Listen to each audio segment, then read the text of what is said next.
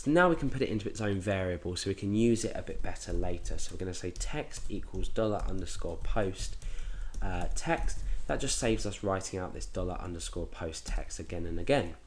Okay, so now what we're going to do is we're going to check if this equals a value. So we don't want to be inserting empty values into our database. We want to be entering at least some text.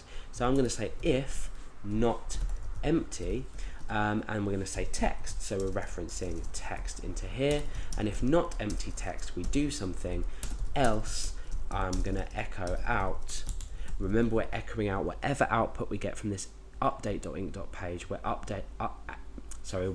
outputting it into our message div down here. So we can give error messages to the user and it will pop up without refreshing the page. This is the whole point of Ajax. It gives you things a lot quicker and without refreshing the page, so it's a lot easier to deal with. So we can say please type something, for example. So let's just go ahead and echo out OK here, just so we know what we're doing. And let's go ahead and submit nothing. Okay, so it says please type something. Now let's insert type Alex, click submit, okay. So we know that that's working, that's great. Now we can start constructing our query to insert this data into the database and then check whether the query was successful or not. So let's start constructing the query.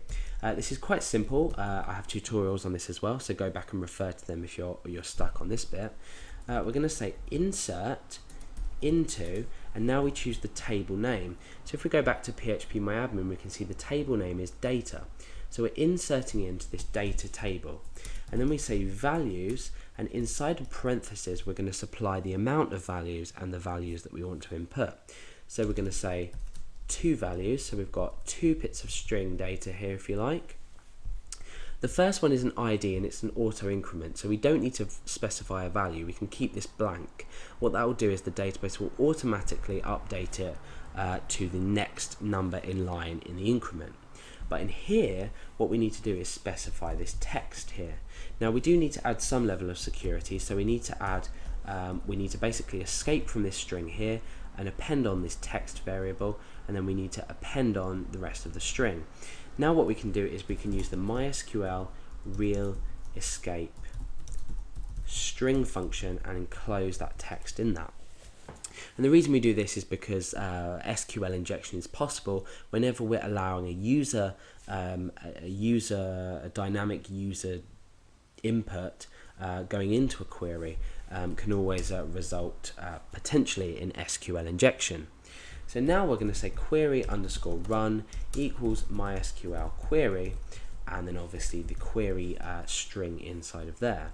So let's just add this into an if statement so we can check if it's worked. So if query run equals MySQL query, what's going to happen here, is this is going to return true if the query was a success. So we can say in here success, else we can say failed. So let's echo failed. Oh, not in capitals, it's a bit rude. So failed, and then otherwise here we can say echo data inserted, for example. Okay, so now let's run back to our browser and test this out. So as it stands inside our database, we've got no values in here. So MySQL returned an empty result set, i.e. 0 rows. So we've got nothing in our database at the moment, or in our table rather. So now I'm just going to pop my name in there and I'm going to click submit.